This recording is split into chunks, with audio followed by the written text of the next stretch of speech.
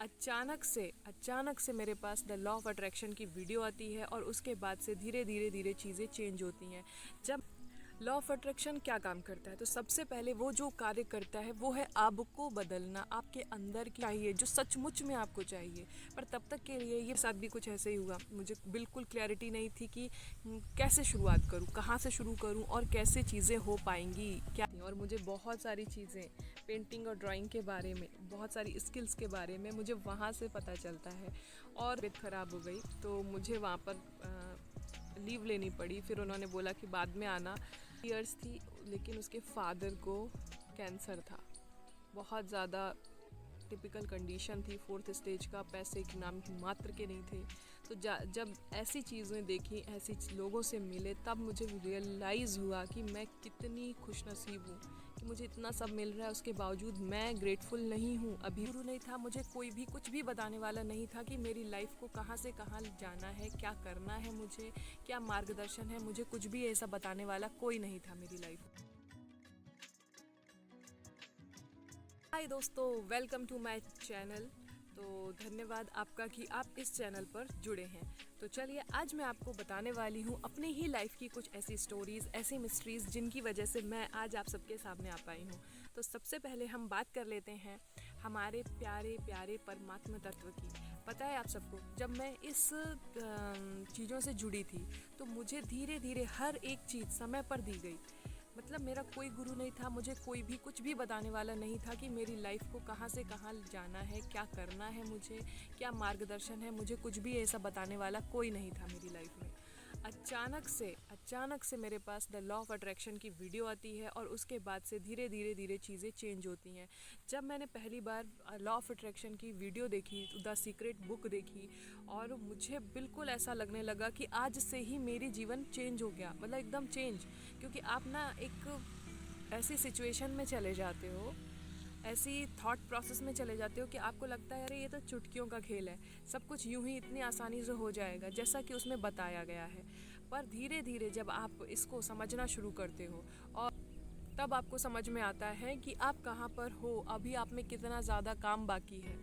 तो स्टार्टिंग में ऐसा ही होता है जब हम द लॉ ऑफ अट्रैक्शन की कोई भी वीडियो उठाकर देखते हैं या कुछ भी, क्योंकि इसको इस तरीके से यूट्यूब पर बताया जा रहा है, इस तरीके से दिखाया जा रहा है कि सचमुच में जैसे जिन आएगा और आपकी सारी इच्छाएं, सारी मनोकामनाएं पूरी हो जाएंगी, आपको कुछ करने की ज़रूरत ही नहीं। पर ऐसा बिल्कुल नहीं होता, ऐसा बिल्कुल नहीं होता। और जब मैंने धीरे धीरे धीरे करके इस प्रोसेस को पूरा समझा, तो लॉ ऑफ अट्रैक्शन क्या काम करता है, तो सबसे पहले वो जो कार्य करता है वो है आपको बदलना, आपके अंदर की जो भी गंदगी है उसको पहले बाहर निकालना और आपको पूरी तरह से चेंज करना।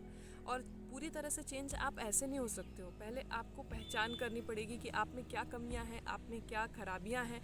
आप जब ये धीरे धीरे पहचानना शुरू कर देते हो, बस यही प्रोसेस आपकी आगे बढ़ती चली जाती है और आप एक दिन ऐसी सिचुएशन में पहुंच जाते हो जहां पर आप फोकस कर पाते हो उन चीज़ों के ऊपर जो आपको चाहिए, जो सचमुच में आपको चाहिए। पर तब तक के लिए ये प्रोसेस बहुत अलग है, बहुत डिफरेंट है। जो हम सोचते हैं ना, जो जैसे ही आपको कोई वीडियो इस तरह की आती है सामने और आपने देखा कि इस तरह का जीवन में चमत्कार हो सकता है, तो चमत्कार जो हो रहा है वो होगा, 100% होगा।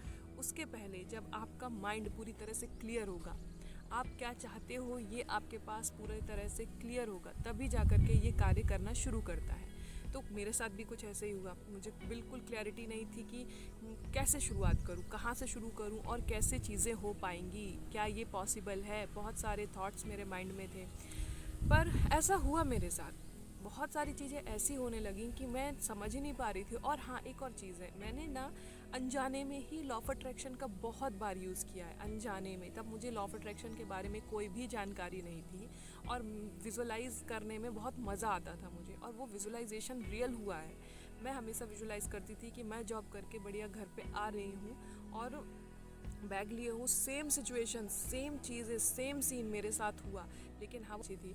अच्छा, एक और आपको लॉ ऑफ अट्रैक्शन से रिलेटेड बात बताती हूँ। मुझे बचपन से ड्राइंग का बहुत ज़्यादा शौक था, बहुत टाइम पे ड्राइंग का कोई सब्जेक्ट भी नहीं था, ड्राइंग से रिलेटेड कुछ भी पढ़ने को नहीं मिलता था। तो यही चीज़ें चल रही थी मेरे जीवन में, पर मुझे बहुत ज़्यादा शौक था। मुझे उसके पीछे बहुत डांट पड़ती थी, बहुत मार भी पड़ती थी, उसके पीछे मैंने बहुत ज़्यादा पैसा भी इन्वेस्ट किया, मुझे ड्राइंग का इतना शौक था। बट बीच में सिचुएशंस ऐसी आ गई कि पढ़ाई के चक्कर में मैंने ड्राइंग पूरी तरह से छोड़ दी। और छोड़ने के बाद में फिर ऐसा हुआ कि छोड़ने के बाद में लॉकडाउन आया। लॉकडाउन में मैंने फिर प्रैक्टिस करना शुरू किया। मेरे भाई का जब एक्सीडेंट हुआ तो उस समय लॉकडाउन भी लग गया, तो उसके बाद से हम लोग इधर उधर कहीं भी आ जा नहीं सकते थे। घर पर बैठे बैठे क्या करें, तो मैंने एक ड्राइंग नोटबुक और एक पेंसिल, इरेज़र और शार्पनर मंगा के, अरे होगा या उसकी कोई बात होगी या परमात्मा ही नहीं चाहता होगा, कुछ इससे भी बेहतर देना चाहता था, इसीलिए।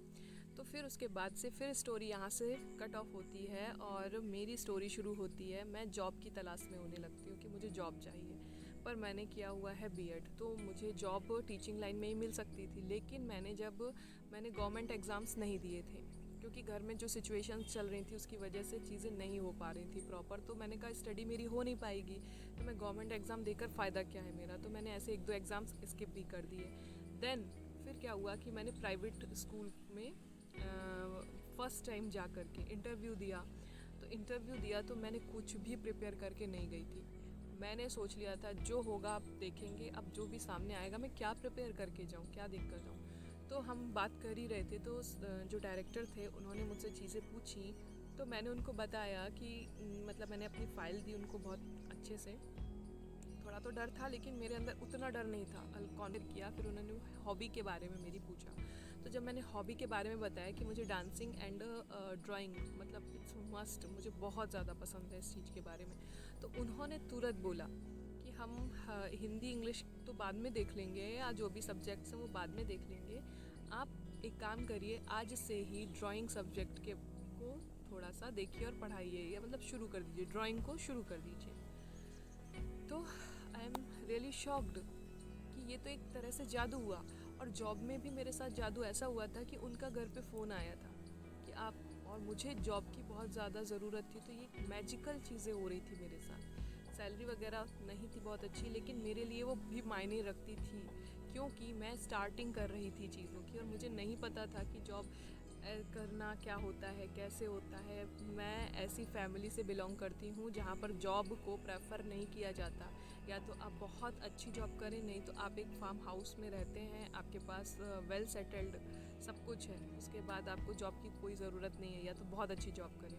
तो कहीं ना कहीं जो मेरा लक था वो मेरा साथ दे रहा था, और ईश्वर मुझे इस रास्ते पर लाकर बताना चाह रहा था कि जो चीज़ें मुझे ड्राइंग के बारे में नहीं पता थी, अब मेरी क्लासेस वहाँ से स्टार्ट होती हैं, और मुझे बहुत सारी चीज़ें पेंटिंग और ड्राइंग के बारे में, बहुत सारी स्किल्स के बारे में मुझे वहाँ से पता चलता है। और साथ ही जब मुझे एक पार्टनर दिया गया, तो जो लड़की थी वो कहीं पर BFA और MFA कर रही थी, और उसको इसके बारे में नॉलेज थी, और मुझे नहीं पता था कि BFA क्या होता है, MFA क्या होता है, क्योंकि मैं जिस जगह रहती हूँ वहाँ पर ये सारी चीज़ें पॉसिबल नहीं होती हैं, और ना ही इसकी कोई जानकारी थी। आप बैचलर ऑफ आर्ट कर सकते हैं, इसके अलावा आप कर सकते हैं हम साइंस रिलेटेड, मैथ्स से रिलेटेड, यही चीज़ें आप पढ़ सकते हैं, हिस्ट्री से रिलेटेड, इससे ज़्यादा आप कुछ, या इंग्लिश से रिलेटेड, बस इसके अलावा आपके पास कुछ भी ऑप्शन नहीं होता है।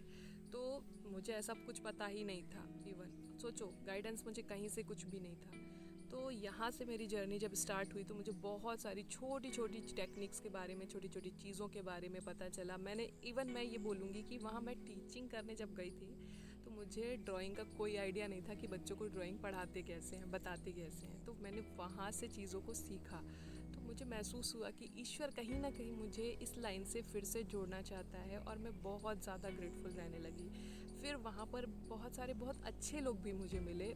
मोस्टली लोग तो इतने अच्छे नहीं थे, लेकिन हाँ, बहुत अच्छे जो लोग मिले उन्होंने मुझे बहुत सपोर्ट किया। मेरी बहुत सारी जो गलतियाँ थी उनको मुझे बताया कि आपको किस तरह से इसको प्रेजेंट करना चाहिए, किस तरह से क्या करना चाहिए।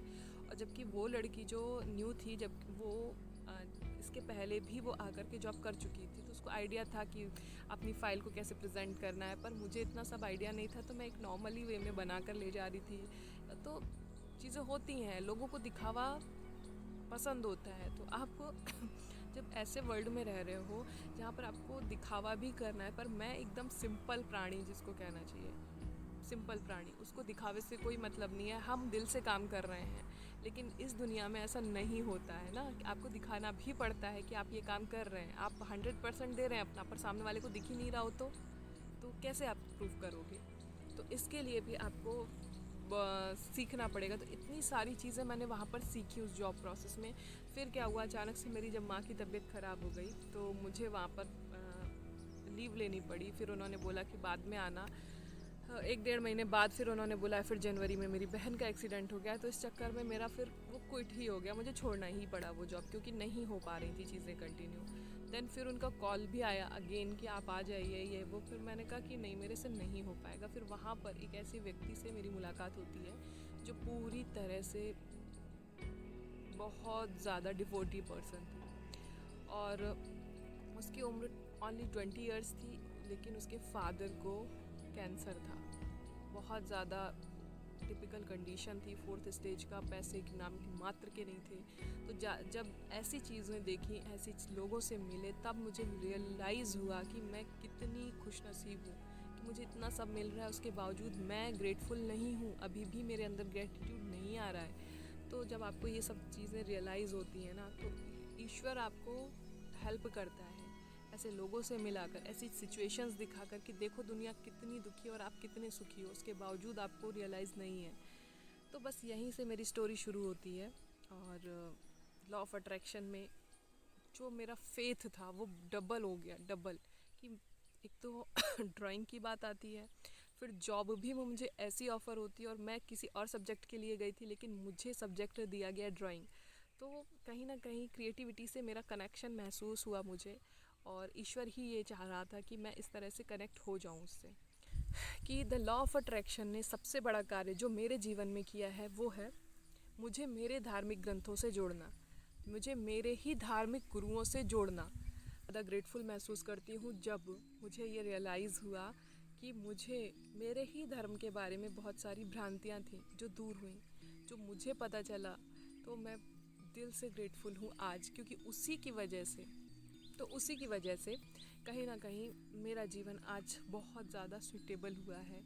और द लॉ ऑफ अट्रैक्शन ने मुझे मेरे धर्म से, सत्संग से, और साथ ही परमात्मा से, ईश्वर पर दृढ़ विश्वास करने से, बहुत सारी चीज़ों से ऐसे जोड़ा है। आज अगर मैं धन्यवाद कर पा रही हूँ तो भी वो उसी की मर्ज़ी है, क्योंकि मैं ऐसी इंसान थी जो हर एक सिचुएशन में, हर एक बात में सिर्फ नेगेटिविटी ही ढूंढता था। आज लेकिन मेरी जो स्थिति है वो पूरी तरह से चेंज है, और वो चेंज के लिए मैं लॉ ऑफ अट्रैक्शन को बहुत दिल से धन्यवाद देना चाहती हूँ, क्योंकि मेरी आत्मा चेंज हो रही है, मैं आत्म स्वरूप को समझ पा रही हूँ, मैं चीज़ों को समझ पा रही हूँ। ये मेरे लिए बहुत बहुत बहुत बड़ी बात है। यदि मेरे साथ ये सारी चीज़ें हो सकती हैं तो आपके साथ 100,000% हो सकती हैं। अभी स्टोरी मेरी बहुत लंबी है और बचपन से भी बहुत सारी चीज़ें रिलेट हुई हैं, पर मैं धन्यवाद देना चाहती हूँ श्री हनुमान जी महाराज का और हमारे प्यारे नीम करौली बाबा का, कि उन्होंने मुझे इस लायक समझा और इस लायक बनाया कि मैं आज आप लोगों के सामने आ पाई हूँ। I am really so grateful. उनसे भी रिलेटेड मेरे बहुत सारे अनुभव हैं जिनको मैं आप लोगों के साथ शेयर करना चाहती हूँ। धन्यवाद।